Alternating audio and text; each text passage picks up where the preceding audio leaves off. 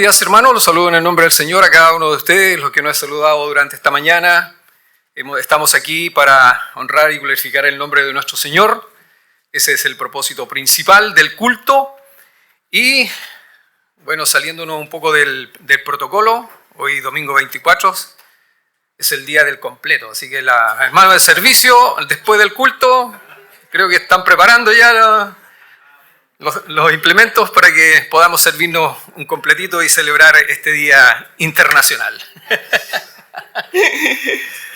No, pero tenemos una mejor comida, aparte del completo, que es la comida espiritual, que es de la palabra de Dios. Bueno, me corresponde hoy día finalizar el capítulo 1 de este libro de Primera de Timoteo, que en realidad es muy interesante. Yo quiero que busquen sus Biblias de nuevo y leamos todos juntos. Son tres versículos nomás, porque en realidad cuando escuché que lo leyeron, como que no lo leímos en realidad.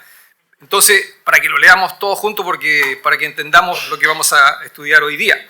Primera de Timoteo 18, 19, 20. Leámoslos todos juntos, por favor. Dice: este mandamiento, hijo Timoteo, te encargo, para que conforme a las profecías que se hicieron antes en cuanto a ti, milites por ellas la buena milicia, manteniendo la fe y buena conciencia, desechando la cual naufragaron en cuanto a la fe algunos, de los cuales son Himeneo y Alejandro, a quienes entregué a Satanás para que aprendan a no blasfemar. Interesante, porque leemos de nuevo, porque hay cosas o palabras que en realidad son muy importantes ver. A ver, vamos a ver si... ¿No? A ver. ¿Sí están on? Ahí sí. Un poquito, hermanos, antes de cerrar el capítulo, un poco de lo que hemos visto durante estos domingos. Acuérdense que Pablo está en Macedonia, manda a Timoteo a esta ciudad de Éfeso aquí, y hay un escenario prácticamente en todo este capítulo. Éfeso que está ahí en el mapa, ahí está el mandamiento: como te rogué que te quedases en Éfeso cuando fui a Macedonia. Esa fue la orden. El escenario que tenemos aquí es que Éfeso es una comunidad amenazada prácticamente por la corrupción doctrinal interna y las especulaciones judías. O sea, Pablo está mandando aquí a un jovencito para que se encargue de un problema más o menos súper serio. El destinatario, ¿quién es? Timoteo. Aparte de que es un joven, también es un líder. Y la Biblia dice, verdadero hijo en la fe, que duda por si acaso si debe permanecer en su puesto, porque la situación a la cual Pablo le está enviando es muy compleja. Ningún joven, yo creo, que se quiere meter en ese lío en el cual está ocurriendo en la iglesia de Éfeso. ¿Cuál es el propósito de este capítulo? Proteger a la comunidad contra la herejía de frente y establecer un orden teológico inquebrantable. ¿Nosotros podemos caer en ese problema también? Claro que sí. Por eso existen ciertos hermanos que están dentro del liderazgo para proteger a la congregación de estas situaciones que prácticamente ocurren. No solamente ocurren ahora, han ocurrido desde siempre, desde que la iglesia existe. Y esta es más o menos la arquitectura del capítulo número 1, para que ustedes vean. La primera parte, el bloque número 1, del 1 al 2, habla del saludo y la autoridad apostólica de Pablo. El bloque 2, del versículo 3 al 7, ahí está la advertencia contra la falsa enseñanza. Pablo le dice a Timoteo: oye, mira, ahí están hablando de fábulas, de historia, de genealogía, cosas interminables que en realidad no llevan a ninguna parte. ¿Qué beneficio tiene eso? Y ahí está ese bloque. En el bloque número 3, del 8 al 11, Pablo está hablando a Timoteo del uso legítimo de la ley, porque la ley, hermano, siempre se ha mal interpretado, se ha mal usado hasta el día de hoy. A nosotros como cristianos fundamentalistas, pongámosle de alguna forma, se nos trata de empujar a volver a la ley y a los ritos y a las ceremonias y a usar cierto tipo de vestimenta. Ustedes ven en algunos videos, algunos se colocan no sé cómo se llama eso, unos mantos, una trompeta, ciertos elementos dentro del culto. Oye, ¿qué estamos haciendo? Ese no es el propósito de la ley. Para eso no fue, no es para nosotros. En el bloque número 4, Pablo va a hablar, eso fue lo que habló el pastor Marcelo el domingo pasado, acerca del testimonio empírico de la gracia. ¿Qué significa esa palabra empírica? Significa que a través de la experiencia, a través de la práctica y a través de la observación, podemos determinar algo de que esto es cierto, es real, funciona, así es la cosa. Y Pablo se coloca como un ejemplo empírico acerca de entre lo que antes era y lo que ahora es con la gracia de Dios. Y hoy día nos corresponde el bloque número 5, del 18 al 20, el encargo pastoral y el combate. Un poco peligroso este tipo de trabajo, pero así es. ¿Ustedes han escuchado hablar de esta palabra triaje? ¿Alguien? ¿Triaje? Ya, sí, yo sé. La medicina aquí, la medicina sabe el término. Pero miren, vamos a hacer una suposición aquí. Les voy a llevar a una suposición. Dice, imagínate que diriges un pequeño grupo de estudio bíblico en tu iglesia. Hay algunos aquí que tenemos esa responsabilidad. Y de repente dentro de ese estudio bíblico dice, un miembro del grupo menciona casualmente que no cree que Jesús es divino. Otro expresa su desacuerdo contigo con la postura de tu iglesia sobre el bautismo. Otro más expresa una opinión sobre el momento y la forma de la segunda venida de Jesús con la que no estás de acuerdo. Difícil el tema, ¿eh? 3 temas más o menos candentes. Que te lo tiren así de repente en una reunión de grupo vida, el refugio, todo ese tipo de cosas. Y entonces, ¿qué hace el líder? Claro, él siente la necesidad de abordar cada punto, pero no tiene mucho tiempo. No cuenta con el tiempo suficiente para dar respuesta a cada una de ellas. ¿Qué hay? ¿Qué hacemos? Ahí es cuando entra esta palabrita, por el triaje, es una palabra que viene de los tiempos antiguos, es una palabra francesa, donde los franceses en las guerras, los soldados salían heridos y los llevaban ahí a los médicos, las enfermeras, y ellos tenían que priorizar el tipo de herida, en la situación que se encontraba. Entonces, el triaje es la priorización de la gravedad del paciente. Entonces, aquí hubo un hombre también, un pastor, evangelista, no sé, bautista de hace como 2 décadas atrás, que también se encontró con este dilema.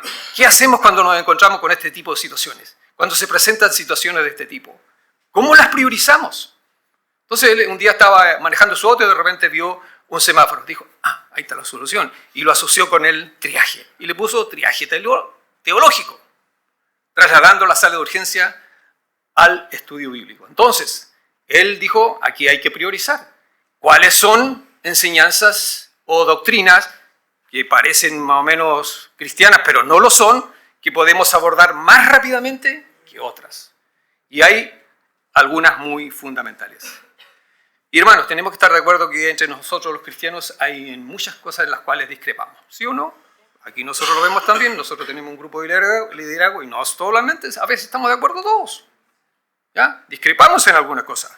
Y no siempre es fácil, hermanos, saber cuándo debemos aceptar nuestras diferencias y cuándo debemos marcar un límite. ¿Ya? Pero no queremos actuar prácticamente como que la Biblia no importara, pero en sí, en realidad, sí importa. Porque nosotros tenemos que reconocer también que hay personas que piensan diferente a nosotros. Pero tampoco queremos que esas cosas nos separen o nos dividan. ¿Sí o no? Entonces, ahí entra el triaje teológico. Miren, aquí está el semáforo rojo. ¿Por qué les traigo esto, hermano? Porque en la iglesia de Éfeso habían problemas doctrinales, que Pablo le dijo a Timoteo, anda y soluciónalo. Pero como hay diferencias entre nosotros también, no vayamos a pensar de que todos somos herejes aquí de repente cuando haya una discrepancia. Ya, tenemos que priorizar. Por eso está el triaje teológico. Entonces, ¿cuáles son las cuestiones principales? ¿Cuál es el semáforo rojo aquí? ¿Cuál es el límite inquebrantable de la fe cristiana? Bueno, ¿cuál es el criterio del diagnóstico? Doctrinas urgentes y fundamentales que uno debe afirmar para ser cristiano. Representan, dice, el consenso histórico a lo largo de los siglos y de las humanizaciones. Por ejemplo, tenemos que estar de acuerdo, esto es prioridad. La Santísima Trinidad. Jesús verdaderamente Dios y verdaderamente humano. la muerte y resurrección de Jesús, la salvación como don inmerecido de la gracia, Dios como creador de todas las cosas, la segunda venida de Jesús. Esos son ejemplos de doctrinas fundamentales. Si hay alguien que no está de acuerdo con ella, semáforo rojo. Semáforo rojo. ¿Ya? Nosotros tenemos que ahí colocar el límite. O sea, no estoy de acuerdo, estás equivocado, estás en un error. ¿Cuál es el impacto? Vital, porque aquí estamos es de vida o muerte. Negar una de estas doctrinas implica quedar fuera de la fe cristiana. ¿Ya? Entonces, para que nosotros sepamos, ese sería en cuanto a un estado crítico. Segundo, amarillo, las cuestiones secundarias. La primera eran doctrinas primarias, estas son doctrinas secundarias ahora. No son de mucha urgencia, están en amarillo nomás. Dice el límite de la congregación local. ¿Cuál es el criterio del diagnóstico? Doctrinas sobre las que cristianos totalmente fieles y sinceros discrepan. Entre nosotros, como le dije, van a haber discrepancias. No son irrelevantes, pero no determinan la salvación. Por ejemplos, el bautismo. ¿A quién bautizar y cómo? Ejemplo, ¿bautizamos a los niños o no? ¿O se bautizan los creyentes? Ahí hay diferencia. Y tenemos diferencia con otras congregaciones también. ¿Ya? El gobierno de la iglesia, lo hablamos hace unos domingos atrás. Algunos tienen gobierno jerárquico, episcopal, presbítero y congregacional. Entonces, eso no es secundario nomás. ¿Entiendes? Ahora, el papel de la mujer en la iglesia también. Puede predicar, no puede predicar, puede enseñar y esto y el otro. Los dones espirituales, ejemplo, lenguas, profecía, todo ese tipo de cosas, existen, no existen, se dieron, terminaron o todavía continúan. Entonces, estas son secundarias. ¿Cuál es el impacto? Determina en qué iglesia te congregas los domingos, afecta la liturgia, el culto y las prácticas congregacionales. Eso no más. No afecta absolutamente en nada más. No tiene nada que ver con nuestra salvación. Por lo tanto, hermanos, si tú tienes algunas diferencias aquí en la parte de las cuestiones secundarias, entonces, ¿qué es lo que tienes que hacer? Si te sientes incómodo en una iglesia, tienes que buscar una, entonces, donde tú tengas de acuerdo con algunas de estas aquí. ¿Ya? Cuando nosotros buscamos iglesia con Nancy, buscamos algo en las cuales nosotros, no sé, nos han enseñado, hemos crecido y no solamente también hemos averiguado y investigado acerca de la palabra de Dios. Esto es lo que se acerca más al texto bíblico. ¿Ok? Ya. Y la última sería verde, asuntos terciarios. Primarios, ahí hay luz roja, cuidado. Secundario, podemos discrepar, no hay problema. Terciarios, dice el límite del debate amistoso. ¿Cuál es el criterio? Cuestiones donde las iglesias pueden estar llenas de personas sentadas juntas que llegan a conclusiones diferentes. Ejemplos clínicos. Por ejemplo, la edad de la Tierra. Bueno, la Tierra tiene 6.000 años o tiene millones y millones de años. La relación entre Israel y la Iglesia. Terciario. Opiniones sobre el consumo de alcohol.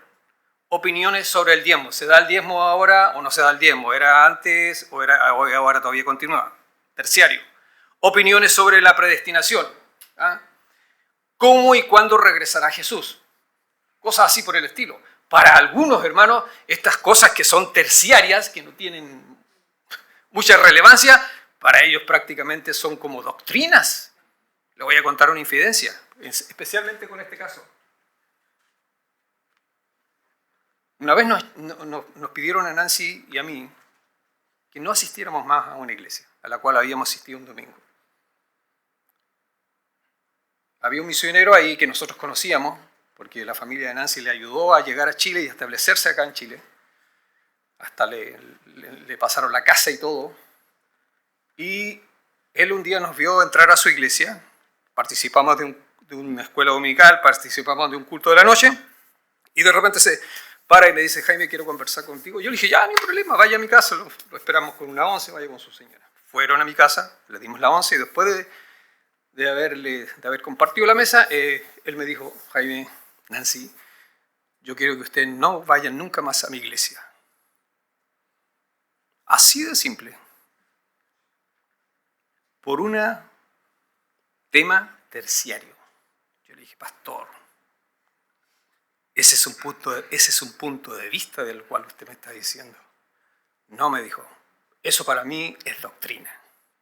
O sea, algo terciario lo puso al nivel de primario. Bueno, le agradecí por su sinceridad.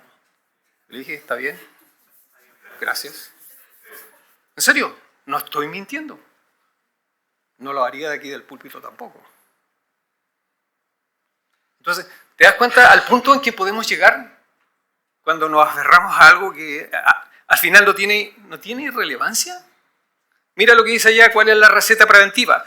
Requiere un fundamento bíblico personal, pero exige la humildad de reconocer que otros hermanos tienen razones bíblicas válidas para diferir. No deben ser temas inamovibles. ¿Qué es lo que tenemos que hacer aquí, hermano? Prácticamente aquí lo único que tenemos que hacer es irnos a tomar un café nomás. Nada más, pero no entrar a ese tipo de situaciones. Fue fuerte la experiencia. Pero, bueno, así son las cosas. Entonces, quedó claro, hermano, que de repente si un hermano aquí te dice, mira, yo no estoy muy de acuerdo con lo que tú crees o piensas. Bueno, tenemos que ver si es primario, si es secundario o es terciario, lo que estamos debatiendo o en lo cual no estamos de acuerdo. Pero en lo primario, hermano, ya, ahí sí que no tenemos que transar. Para nada, absolutamente para nada. Entonces, si hacemos un diagnóstico aquí clínico de los tres, el miembro A, su síntoma, afirma que Jesús no es divino. ¿Cuál es el diagnóstico? Es una cuestión principal en rojo. ¿Cuál es la acción? Máxima prioridad, abordar inmediatamente, contradice un elemento fundamental de la fe. No. Miembro B, síntoma, discrepa sobre la postura del bautismo. ¿Cuál es? Cuestión secundaria, hablar para entender, escuchar sus razones, quizás se identifique más con la congregación de otra iglesia. No hay problema. Miembro C, difiere en la forma de la segunda venida, es un asunto terciario. Tomar un café, abrir las Biblias juntos, compartir las conclusiones y mantener la comunión pacífica. No hay un problema. ¿Cuál es el problema? No lo hay. En la primera sí. Ahí tenemos que hacer. Y Timoteo fue enviado por Pablo a esa iglesia porque habían problemas, hermanos, primarios. Doctrinas que iban a destruir la congregación. ¿Entienden? Ahora, nosotros no debemos tomar lo secundario o lo terciario como algo primario. Imagínense también la telaraña. ¿Cómo va la telaraña? ¿Cómo nace de un centro y se va expandiendo hacia afuera? Es exactamente lo mismo que estamos viendo aquí. Hay cosas centrales y hay cosas después que se van expandiendo en la telaraña que ya no tienen mucha importancia, porque la importancia está en el centro. Ya. ¿Interesante o no? Muy interesante. Pablo también, quiero repasar un poquito esto porque él habla acerca de la ley, miren, para que no nos confundamos acerca de la ley. La ley tenía un propósito. ¿Y cuál será el propósito? Exponer la transgresión. Jaime, tú eres pecador. Condena el comportamiento opuesto a la sana doctrina. Oye, Jaime, tú por ser pecador estás condenado.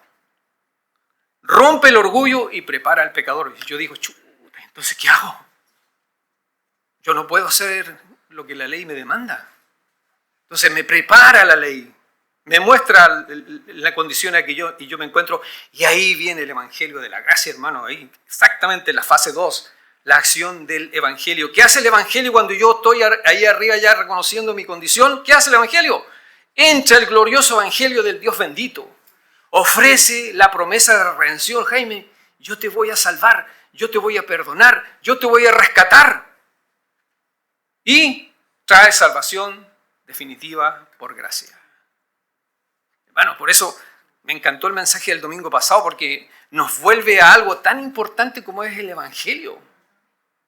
Y el Evangelio, nosotros tenemos que recordarnos toda nuestra vida cristiana para saber en qué condición antes estábamos sin Dios y en la condición en la hora nos encontramos con Jesús, con todas las bendiciones dadas desde el cielo. Entonces, acuérdense bien, hermanos, cuidado con la ley. Hoy día las iglesias muchas veces están volviendo a la ley y a los rituales y a todo tipo de cosas. Miren lo que dijo, y este es prácticamente el versículo principal del capítulo número 1, cuando Pablo dice, de ahí salió el nombre de nuestra iglesia, por si acaso, ¿ya? De ahí salió, de 1 Timoteo 1:15. Dice, palabra fiel y digna de ser recibida por todos, que Cristo Jesús vino al mundo para salvar a los pecadores, de los cuales yo soy el primero. Y cada uno de nosotros debería poner su nombre ahí, hermanos. Cada uno de nosotros. Cuando uno entiende el mensaje del Evangelio. ¿Ya? Ahí estamos nosotros. Entonces, y esto es lo que dijo Pablo, mira, yo antes era ignorante en todas estas cosas. Blasfemo, dijo, perseguidor e injuriador, violento de la iglesia. ¿Dónde está el punto de inflexión? Cuando Dios le mostró gracia, cuando Dios le mostró misericordia, la gracia de Cristo Jesús, dice, sobreabundó la intervención divina que detiene la destrucción. ¿Y cuál fue su condición después? El presente, considerado digno de confianza para el ministerio cristiano y puesto como un ejemplo universal de paciencia. Por él dijo, oigan, yo soy el primero, el pecador más malo de todos. Entonces, para que él, esta es la parte empírica de lo que es la gracia de Dios.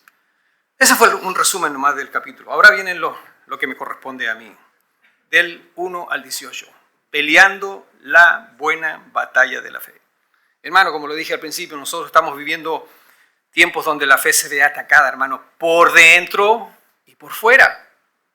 No estamos exentos de nada. No solo hay oposición, hermano, afuera en el mundo, sino que internamente también. Y dentro de la iglesia hay mucha confusión también por las doctrinas primaria, secundaria y terciaria. Tenemos nosotros que saber distinguir cuáles son. Hay voces muchas veces que suenan espirituales, pero no lo son tampoco. Tampoco son bíblicas. Enseñanzas profundas, pero no nacen de la verdad de la palabra de Dios. Muchas veces nacen simplemente de opiniones nomás. En ese medio ambiente es cuando Dios levanta prácticamente a hombres, así como Pablo, como Timoteo, mujeres también, para pelear la buena batalla. No una batalla prácticamente de arrogancia, porque hay mucha arrogancia en el púlpito también, hermanos. No la batalla de la opinión personal, porque muchas veces, yo le he dicho, muchas veces las predicaciones del púlpito son puras opiniones, puras especulaciones y nada de la palabra de Dios. Sino que la batalla por la verdad del Evangelio tiene que ser peleada por la pureza del corazón, dice la Biblia. Le dice Pablo a Timoteo. Y Pablo le escribe a este joven pastor, Timoteo, que está enfrentando una iglesia complicada, hermano. Una iglesia complicada. ¿Cuál es la complicación que habían ahí? Falsos maestros, doctrinas torcidas y líderes prácticamente que se burlaban del Evangelio. Ese es el problema de la iglesia de Éfeso. Por eso nosotros tenemos que tener cuidado. No nos dejemos deslumbrar por alguien que de repente se para detrás del púlpito y te presenta una enseñanza, como dijo este predicador aquí, no puedo soportar la falsa doctrina. No importa que tan perfectamente organizada me la presenten. Porque muchas veces nosotros quedamos así, se pasó, mira cómo lo enseñó, cómo lo presentó, cómo lo mostró, totalmente organizado, y esto que lo otro. Pero al final de cuentas, es una mentira. Pero ¿cómo nosotros podemos saber? ¿Cómo nosotros podemos saber el valor de la verdad, hermano? De la enseñanza. No depende de las buenas estructuras, hermanos. Claro, ustedes han visto que a mí me gusta colocar cuestiones así. Es mi cosa, yo soy así, ¿entienden? Medio estructuradito, no vayan a pensar que por la estructura. Pero ustedes son los que tienen que darse cuenta de esto. ¿Ya? Yo me imagino ir a una iglesia mormona porque ahí es pura fábula, hermanos. Y una doctrina bien estructurada, bien bonita. Y la gente se lo traga como una verdad. Si usted conoce la historia, van a estar de acuerdo conmigo. Que es así. Y no solamente mencionando esa iglesia, sino que dentro de iglesias cristianas evangélicas también. En todos lados no estamos exentos. Tenemos problemas internos y problemas externos. Y ahí está el primer punto, hermanos. El encargo divino. Pablo prácticamente le dice, oye, Timoteo, no huyas. Porque dice, te ruego, pues como le dijo, te ruego. Aparentemente Timoteo no quería meterse en ese problema. Pablo dice, te ruego Dice Timoteo, prácticamente no huyas, quédate, pelea. Dios te preparó para esto, Timoteo. Sigue adelante. Entonces, este pasaje, lo que vamos a ver ahora, estos 3 versículos, nos va a enseñar cómo pelear la buena batalla sin naufragar. ¿Se acuerdan que mencionaron ahí también? Mencionó batalla, mencionó naufragar y todo ese tipo de cosas. Son términos muy interesantes, hermanos. El encargo divino a Timoteo. Allá abajo sale, este mandamiento, hijo Timoteo, te encargo. ¿Cuál es el punto clave aquí? Pablo no le está dando un consejo, no le está dando una sugerencia a Timoteo, sino que prácticamente le está dando una misión o un encargo divino. La palabra encargo que aparece aquí tiene sentido militar, hermanos. De un comandante pasando una orden a un soldado. Así, de esa forma. O sea, lo está comisionando. La responsabilidad es seria la que le está dando Pablo a Timoteo. ¿Y Timoteo? ¿Qué debía hacer Timoteo? Corregir falsas enseñanzas, proteger la iglesia, enseñar la verdad. Pareciera cosas tan simples, pero son muy profundas, hermanos, y con mucha responsabilidad. ¿Y cómo lo llama también? Si le está dando una orden así como de un comandante o un soldado, también le está diciendo, hijo mío Timoteo. Entonces aquí vemos prácticamente la autoridad apostólica de Pablo, pero también el amor paternal que él tenía por este joven. ¿Ya? Pablo no está tratando a Timoteo aquí como un empleado, sino como a un hijo espiritual. Ahí el versículo lo dice. Lo está acompañando prácticamente con el corazón de un padre a esta gran misión.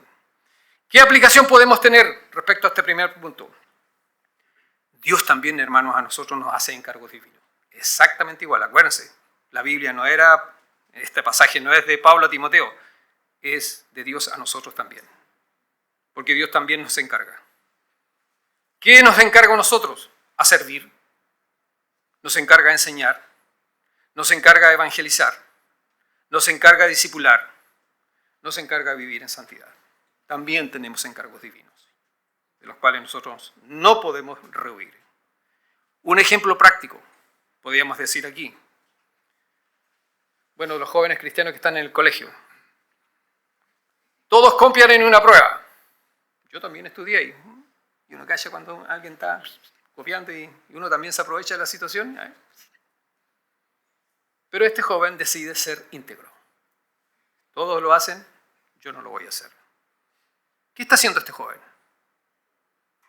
Está peleando una batalla espiritual.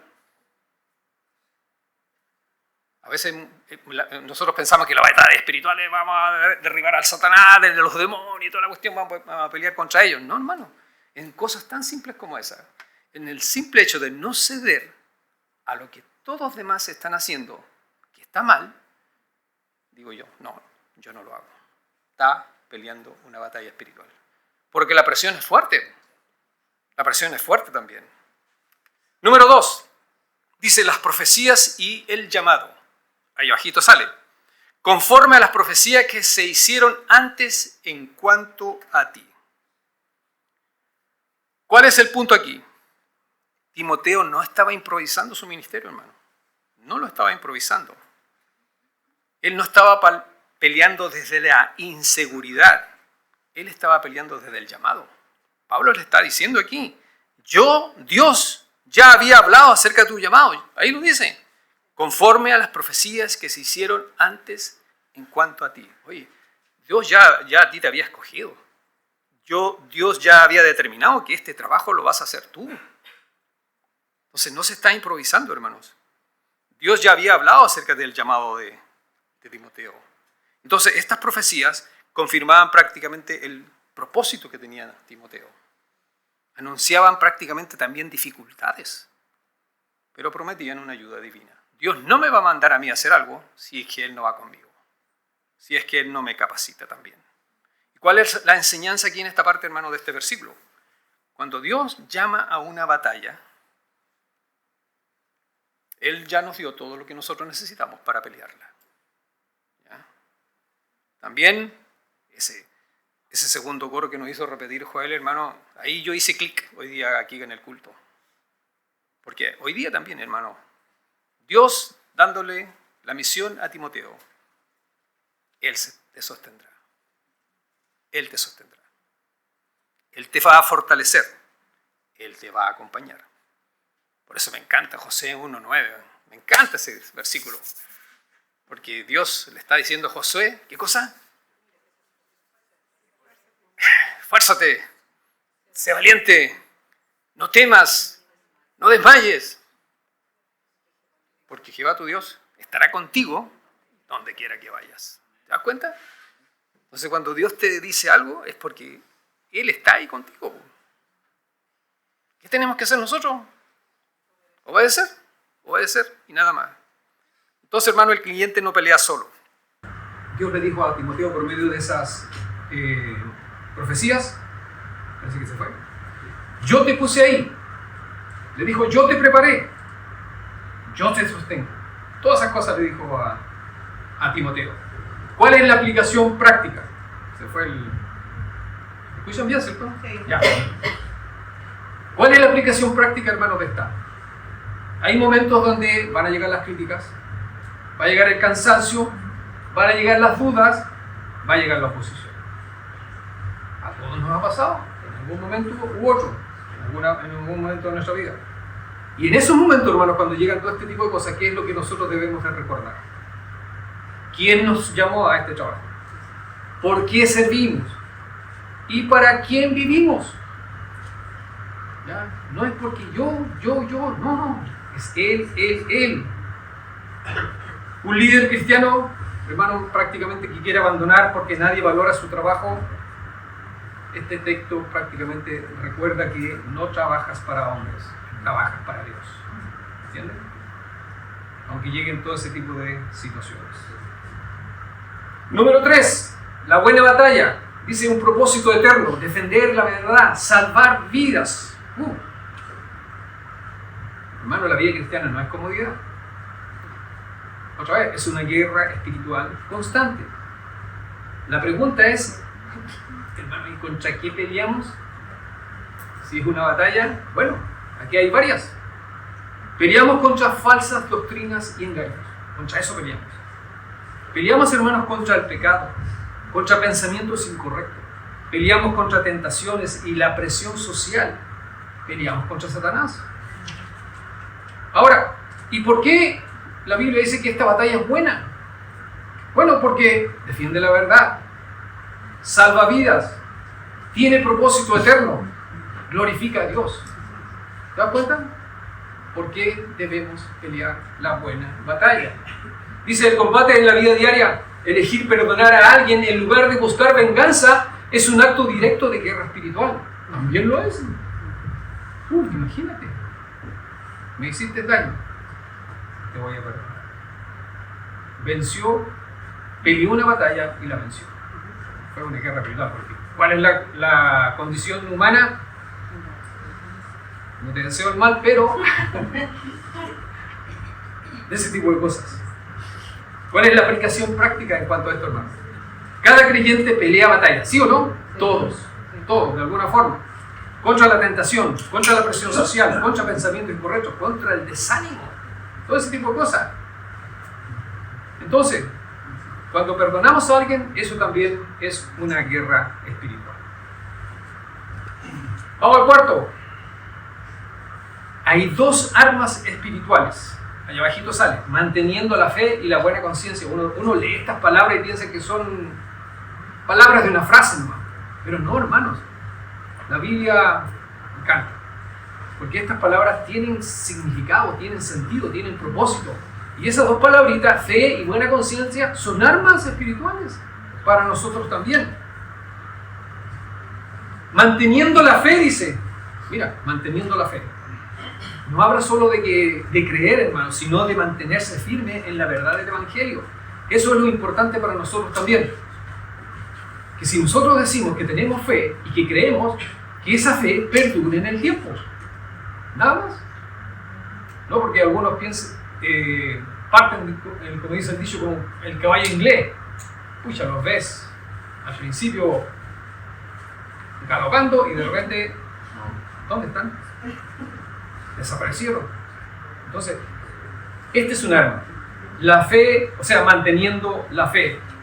¿Qué implica eso? Que nosotros no negociamos la verdad, no adaptamos o nos adaptamos al pecado, permanecemos fiel a Cristo.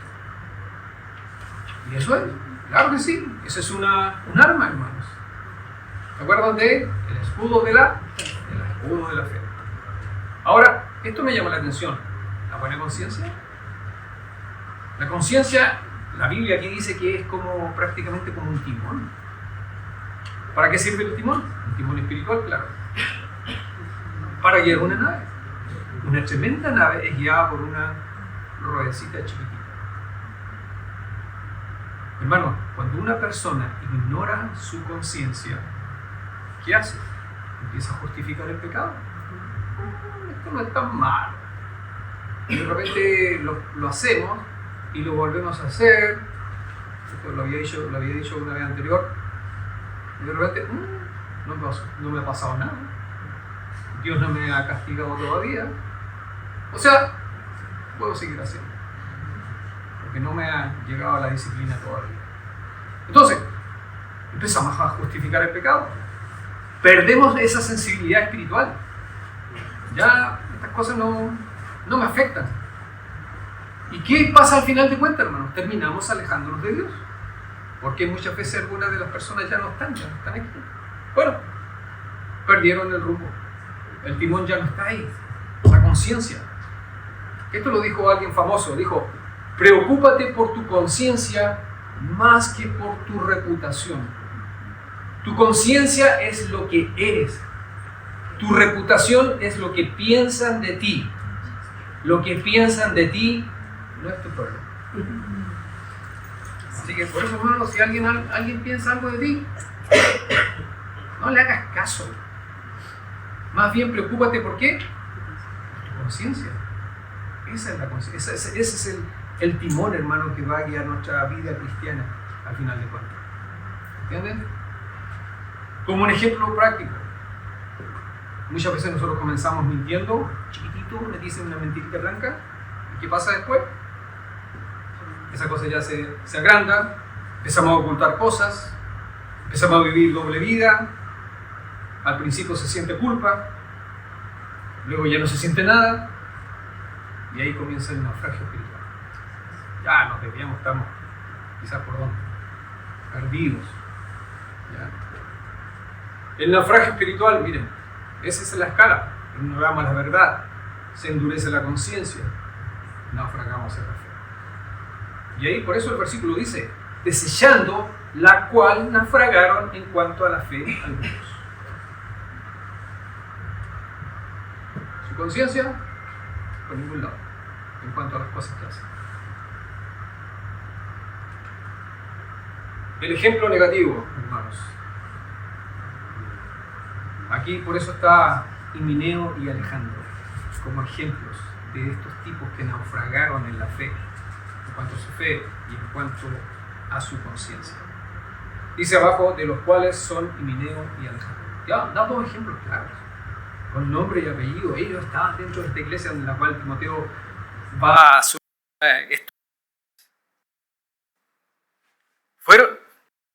no eran siempre líderes de la iglesia, miembros de la iglesia, eran líderes de la iglesia. Así que imagínate, ellos estaban provocando un tremendo problema, estaban llevando hacia el error a la iglesia de Éfeso. ¿Por qué? Porque ellos rechazaban la verdad, corrompían la doctrina, terminaron disciplinados. Eso fue lo que pasó. ¿Ya?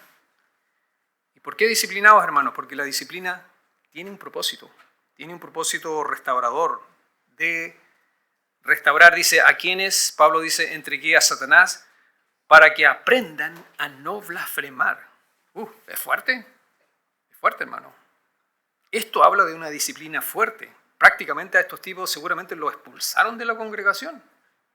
Era un riesgo tenerlos ahí. Estaba contaminando a toda la iglesia, enseñando doctrinas que son primarias como que si fueran falsas.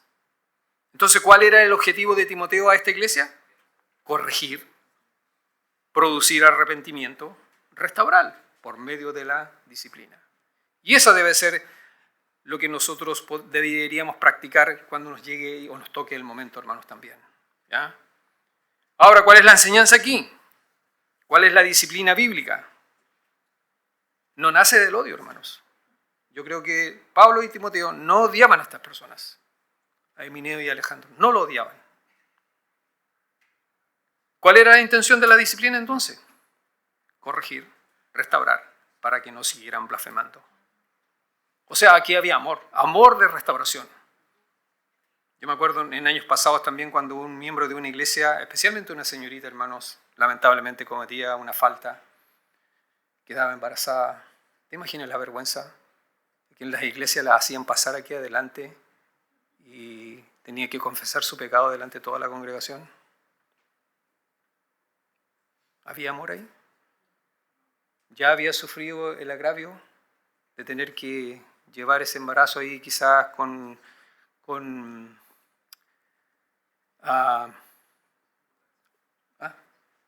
vergüenza, algo así? No sé. Y después que se exponga delante de toda una congregación y tenga que confesarlo otra vez de nuevo delante de todo. ¿Te imaginas? Yo lo vi. Entonces, ¿había amor ahí? No, para nada. ¿Había restauración? Yo creo que ese niño después decían, ¿sabes qué mal? Chao de aquí. Me humillaron. ¿Ya? Sí, hermanos, que nosotros cometemos errores y faltas que tenemos que confesar. ¿Ya? Pero no de esa forma. ¿Ya? Tenemos que ser nosotros aquí como iglesia, tratar situaciones así delicadas, sin exponer y viendo también el espíritu del hermano que está siendo disciplinado también, si realmente quiere ser restaurado, disciplinado, para que pueda estar en comunión una vez más. Entonces, Dios corrige a los que ama, dice Hebreo 11:6. Pues el Señor disciplina a los que ama, incluso Él mismo lo hace. Yo sé, Él lo ha hecho conmigo, yo lo sé, yo lo tengo súper claro. Hubieron muchas veces en que Dios a mí me disciplinó. Y yo lo tenía súper claro. Y una disciplina siempre se quedó en mi mente. Yo dije, cuando me pasó, yo dije, Señor, yo sé que fuiste tú. Y dije, nunca más. Y nunca más. Aplicación práctica para hoy. Estamos terminando, hermanos. Bueno, lucha diaria. El cristianismo no es pasividad. Hay que luchar espiritualmente cada día. Todos los días nosotros tenemos que tomar decisiones. ¿La doctrina importa? Sí, hermano. Las falsas enseñanzas van a destruir la vida. Lo hacen. La conciencia debe cuidarse. Pequeños pecados ignorados producen grandes caídas. Cuidado. La fidelidad vale más que la popularidad. Timoteo debía mantenerse firme. Eso es fidelidad, aunque hubiera oposición. No está ahí, pero lo último que vimos fue acerca de la disciplina para restaurar. La corrección divina busca salvar, no destruir. Acuérdense. Como conclusión, hermano, a este capítulo también, la gracia salva, pero también transforma y llama a luchar. Eso es lo que hace la gracia. No basta, hermano, con que nosotros comencemos bien. Hay que mantenernos firmes. ¿Ya? Pablo muestra aquí dos caminos, el camino de Pablo y el camino de Himeneo y Alejandro. Miren la diferencia entre los dos. El camino de Pablo, cuando él se enfrentó con la verdad del Evangelio, ¿qué hizo? Arrepintió, recibió la gracia de Dios, fue fiel al llamado y se puso al servicio del Señor. Mira el camino de Himeneo. Estos tipos se pusieron orgullosos cuando fueron confrontados, tenían error teológico, su conciencia estaba endurecida. ¿Cuál fue el resultado?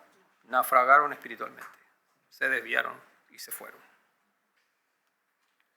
Para finalizar, hermanos, la fe no se conserva sola. Debe defenderse, vivirse, cuidarse cada día con una conciencia limpia delante de Dios. Más adelante, en 1 Timoteo 3, vamos a ver de que la iglesia defiende. Dice, la iglesia es columna y baluarte de la verdad. O sea, una columna, ¿qué hace una columna? Sostiene la verdad. ¿Y un baluarte? ¿Qué es lo que es un baluarte?